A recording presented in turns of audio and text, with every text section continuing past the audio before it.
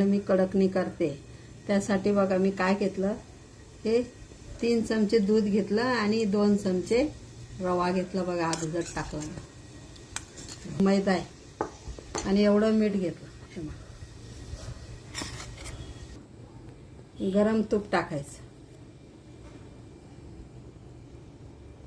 आणि हे सगळं याच्यात टाकायचं. असं बेबी याला 2 तास भिजायला लागते. असं ठेवायचं आणि झाकण लावून ठेवायचं. पीठ 2 चमचे, आपण पोह्यांचा चमचा असतो ना, 2 चमचे रवा, 2 चमचे साखर आणि 3 चमचे दूध आणि 1 चमचा तूप, गरम तूप असं टाकून मी हा गोळा तयार केला.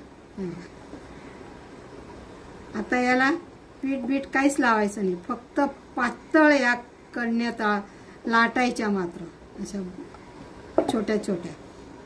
बस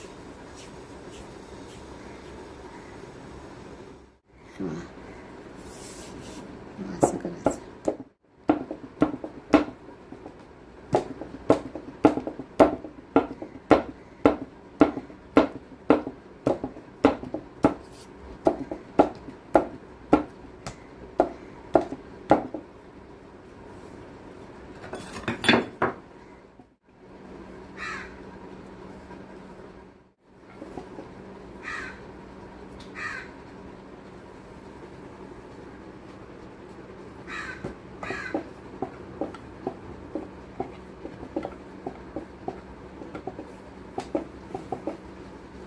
याला असे छोटे छोटे तुकडे करायचे. असे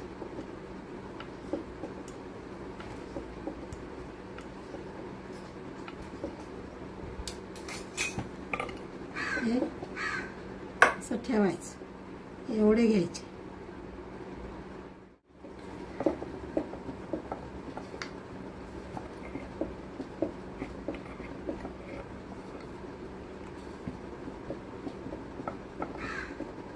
पातळ लाटायचं, नाही तर मग जाड राहिल्या ना कडक होत नाही.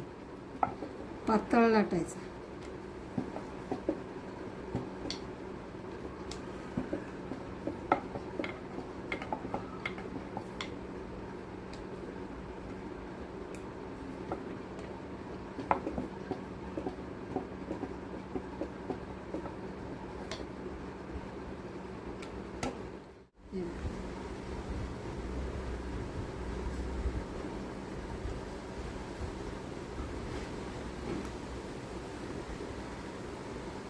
झालं.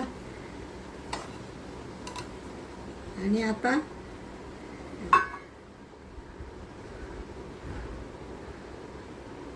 याला परत मैद्याचं पीठ आहे ना, ते जरा आकसतं ना. आता हे होल करायचं, एक काडी घ्यायची, तिला असं होल पाडायचं आणि हे दुसरं होल पाडायचं.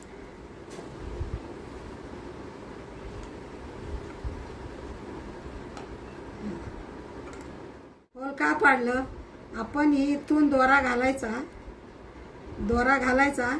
आणि अशा ओवायच्या देवीला.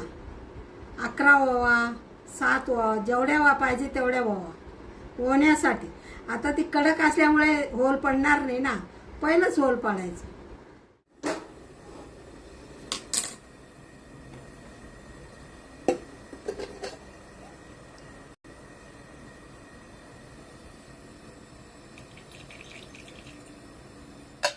पुरी अशी भिजली पाहिजे, एवढं तेल टाकायचं. पुरी आहे ना अशी मोकळी खळती झाली पाहिजे.